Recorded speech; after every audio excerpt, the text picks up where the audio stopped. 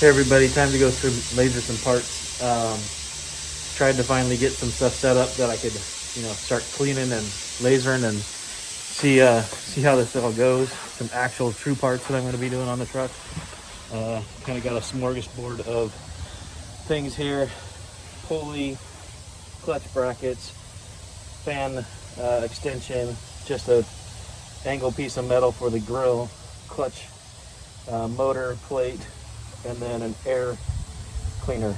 I also have really greasy parts over here on the ground and stuff I'm going to do on the gravel because they might decide to flame up a bit. So try to get this thing set up, get it going.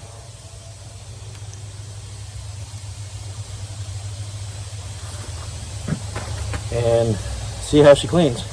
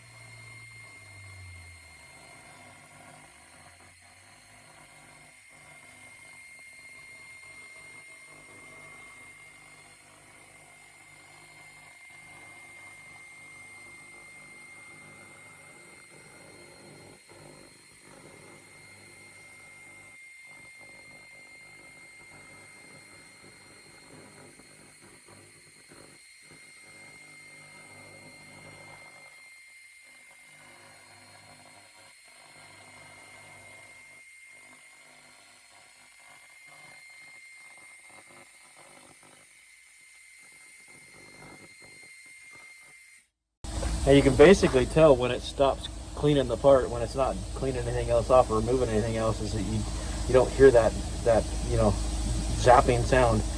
Unfortunately, that whistling sound is the air that has to be required. So I have no way to stop that from happening for the video. So I do apologize that it's so loud, but that's just the air that is blowing past the limbs to keep it clean.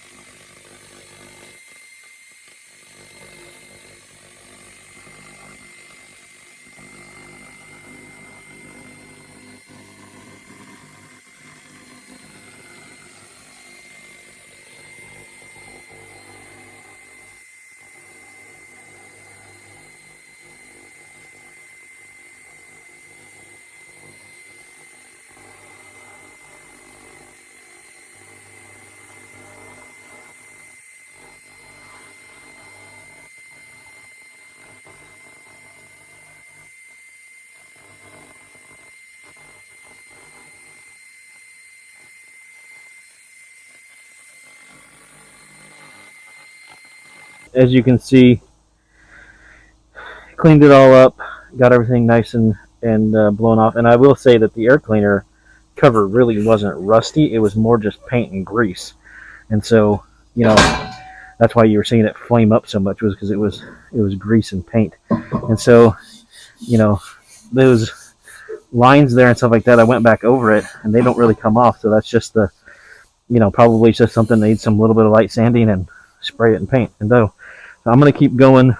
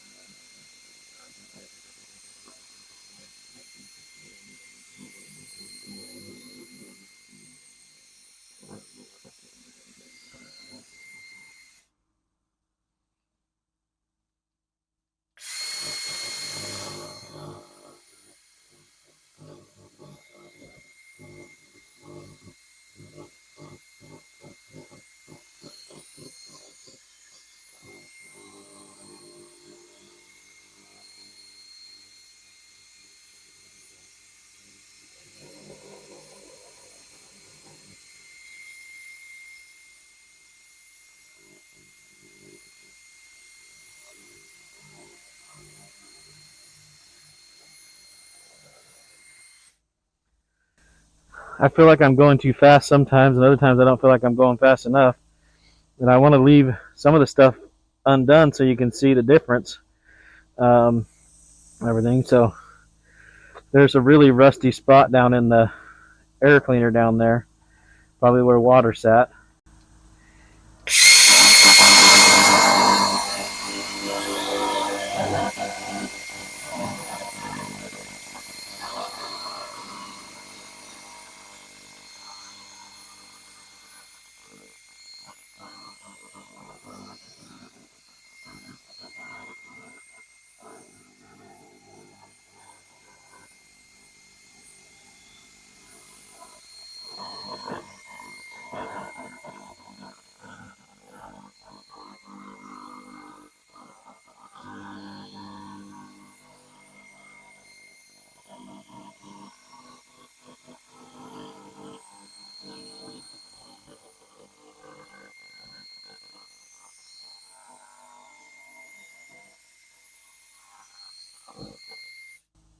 Now it's all clean.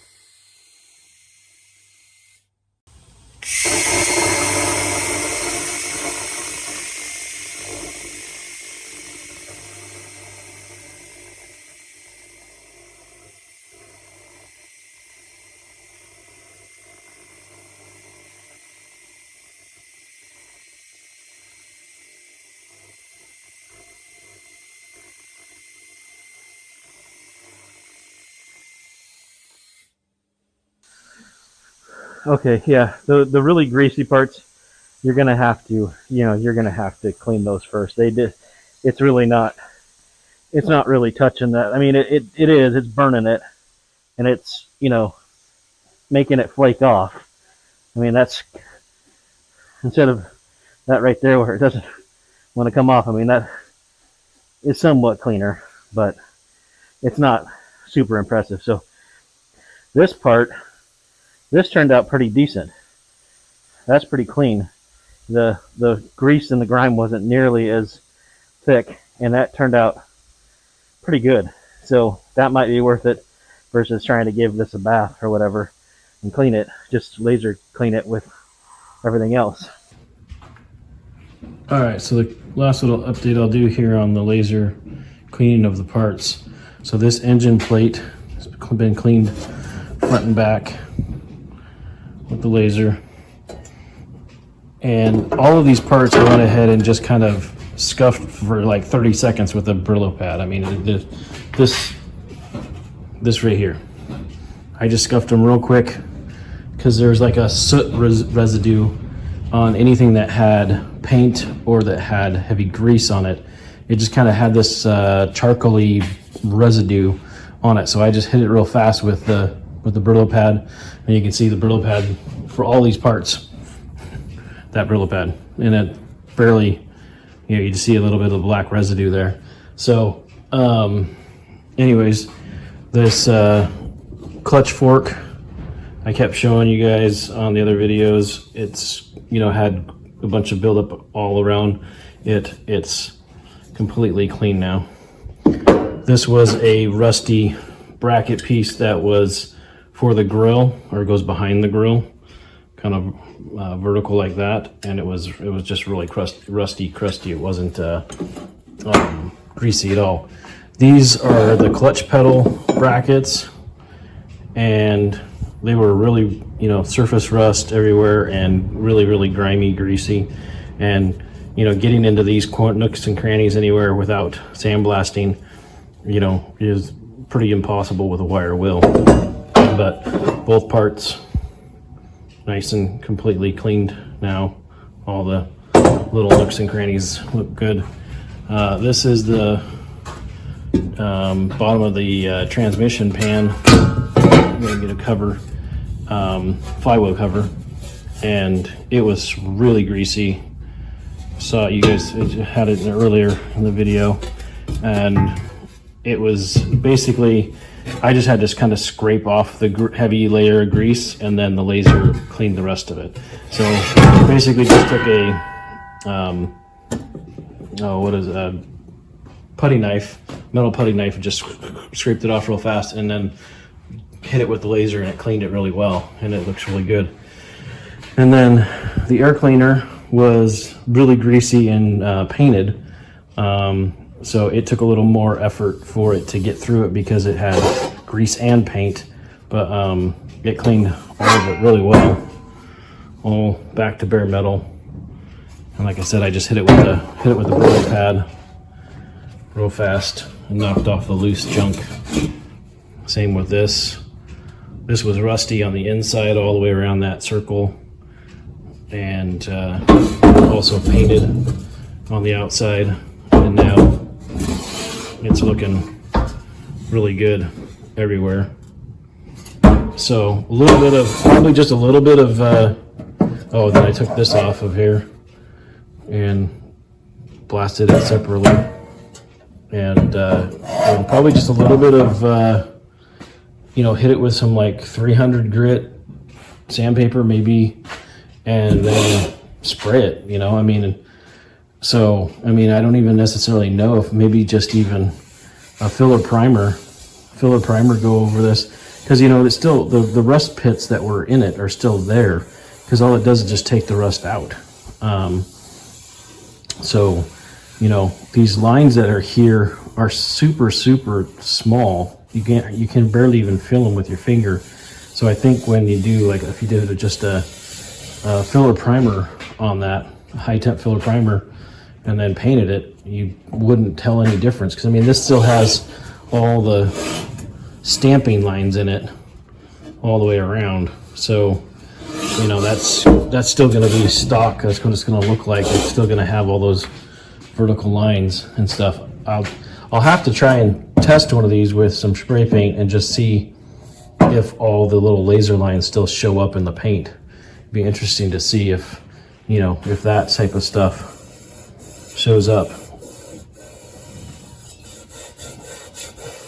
Because yeah, you really can't feel it. I mean, I have gloves on, but even when I had my bare hands on it, you just can't really feel that too much. So, oh, and then I forgot the water pump pulley all cleaned. So, like I said, it pretty amazing how, you know, it makes pretty quick work of it. I had the laser set on the highest setting that mine has, which is 1,000 watts, and I had it set for about a 2-inch. Well, yeah, you can kind of see it here, about an 1.5 inch, 2-inch beam, and so it was just going back and forth super fast. You know, about 1.5 inches, 2 inches. And the more you condense that down, the smaller you get that, the more power it's putting into a, you know, very small spot. So there was a little bit of bluing on the metal and stuff. So if you were going to do like body panels and stuff like that, you probably want to spread the beam out, do a wider beam, and maybe turn down the power a little bit more. I really haven't turned down the power at all on anything. I've kept it at 1,000 watts and just gone for it. So, you know, just kind of changed the beam width. I've had it probably, you know, 5 to 6 inches wide, and that seems to do pretty good. Takes a little longer because you know, obviously it's traveling further and stuff, but it's all relative. I mean, if you do a smaller beam, but it's more powerful, it cuts through everything faster. And then if you do a wider beam, you know, you're doing a smaller area, so then you have to kind of go back and forth in that, you know, across that area. And you saw me do that in the video of lasering. So it's kind of all relative. And I mean, I guess if you go with like a 1,500 watt laser or a 2,000 watt laser, you can do a wider beam and it covers a, you know, bigger area with more power.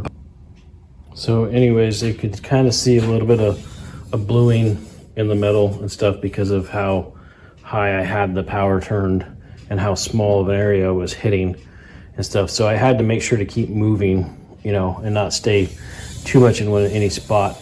Somebody asked about what happens if you stay in a certain spot and just stay there and stay focused. And with the setting I had, I did it on a scrap piece of metal, and unfortunately I can't find the scrap piece of metal right now, but it turned red hot and it started to actually melt it and cut through, which I thought was pretty amazing. So as soon as I can find that piece of metal, I will video it. And maybe even try to video, you know, another scrap piece of metal, heating it up and everything like that, because it was pretty impressive. I mean, yeah, you definitely don't want to have it on that setting and stay in one spot if you're doing anything that you care about. So I hope you guys enjoyed it, and if you're thinking about having some parts done via laser cleaning and stuff like that, you know, definitely the thicker the part, it does not seem to care. They get warm a little bit and stuff like that, but you know, it definitely takes the heat without any issues, without any problems. Even that little spring there clip, it didn't distort or anything like that. It still has all of its nice tension in it and stuff. So you know, these parts being round, it was interesting. You know, it was a little bit weird to try to laser a weird round spot, because you know, any of these flat pieces, no big deal at all. Even that piece wasn't so really that big of a deal. But the air cleaner was definitely interesting to try to make sure you hit all the spots. There were some spots around the edges that you know, I thought I hit it. The laser showed that I had lasered it, and then as I was, you know, Brillo padding it, I could see that there was still a little bit of paint residue in some spots. So I think it just more has to do with that being a circle and stuff than anything. You know, this was also a little bit of a challenge, but I just put it on a hook and hung it like that, and then was able to just spin it and was able to get inside of all the grooves all the way around. So that got all cleaned out and stuff. So yeah, but really cool, fun tool. I also, some of them come with a arm that kind of sticks up off of them and goes up, and then you have like a holder for it. I just picked up a hose bib because it has a nice flat surface all the way around for this to, you know, roll around, and the whole surface is curved and flat. And then also it came with the little door, so I can just tuck the laser head right inside there, close it up, and that keeps it, you know, from getting too much dust in there and dirt and stuff. Dust is the number one enemy, which is hilarious because you're creating nothing but dust doing this. But dust is the number one enemy and dirt besides moisture of the laser. So you get moisture from your airlines, you get dust and dirt from the laser cleaning, and the next thing you know, your laser is kind of acting weird and stuff. So you got to have a good filtration system on your airline, and you got to, you know, pop that cover lens out and clean it. So I've now cleaned it 4 times, just to make sure.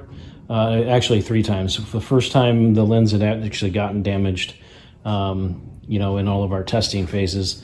And then I cleaned it, or I put a new lens in it, and then did a bunch of blasting with this stuff, and then popped it out, and I could already see that some, you know, dirt and dust was landing on it and sticking on it. So cleaned it and then popped it back in, continued blasting, continued cleaning, and then checked it again, and it looked like there was some moisture starting to get on. Our humidity is still pretty high, so we're still having, you know, some trouble getting all the moisture out of the airlines. But I have multiple filters coming into the shop, and seems to be doing the trick for the most part. But, you know, a little bit is still going to probably get through on these high humidity days.